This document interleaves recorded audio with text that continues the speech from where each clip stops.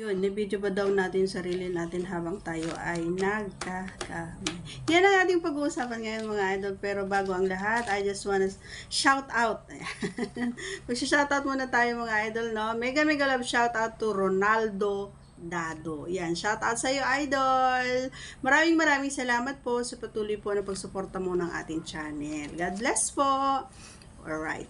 So, sa mga bago naman dito sa ating channel, ayan, please do me a favor, please do subscribe and click our tiny notification bell para ma-update po tayo pag meron po tayong mga new upload videos. Disclaimer din, ang video ito ay para lamang po sa may bukas ang kaisipan at may malawak na pang-unawa. Kung wala po tayo nito, maaari na lamang po mag-skip at mamili po ng mga videos na nararapat po para sa inyo.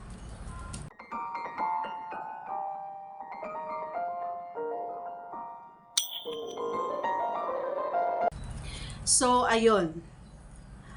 Ayaw ko sanang aminin sa inyo yun, mga idol eh. Pero, sige na nga, pinilit nyo ako eh. Charot.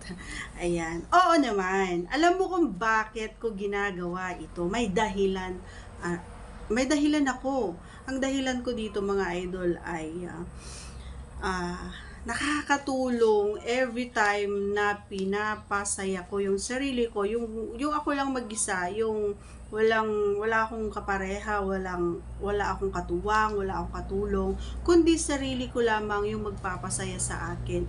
So ang ginagawa ko ay kinukuha ko yung minsan salamin. Nagsasalamin ako mga idol, yung salamin medyo tinututok ko doon sa place kung saan ako gumagawa nun. And alam mo kung bakit nakakatulong ito para mas mapadali. Kasi kapag nakikita ko yung itsura ko ay mas bumibilis kumbaga yung tibok ng puso ko. Oo, bumibilis. Sang-ayon din si Tandang. Pag nagsasalita ako, sumasabay din yung ating mga alaga, no? So, pasensya na kayo. Inuulit-ulit ko mga idol, no? Pasensya na po kayo sa mga naririnig yung background kasi nga, yung bahay natin ay open.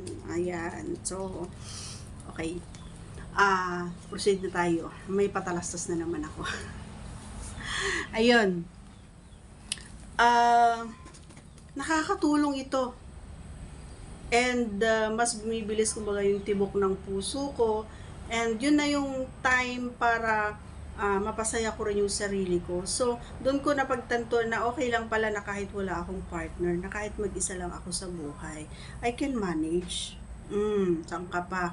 Pero syempre, mas masarap pa rin ng may katuwang. Syempre, may kasama ka sa pagtulog, may kasama ka sa hapagkainan, may kasama ka sa hirap at ginhawa, for sickness, di ba? Parang kinasal, no? Di ba? Ganun yon. So, mas masarap pa din.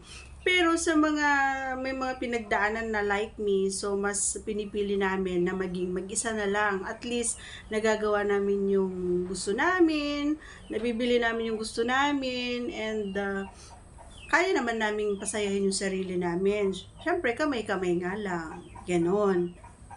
At dahil sa siyensya, nakakatulong din sila. Every time na nanonood din ako, ay sumasabay na lang din ako para naman matapos at malabasan ako. Kasi nga, kung maghihintay pa ako ng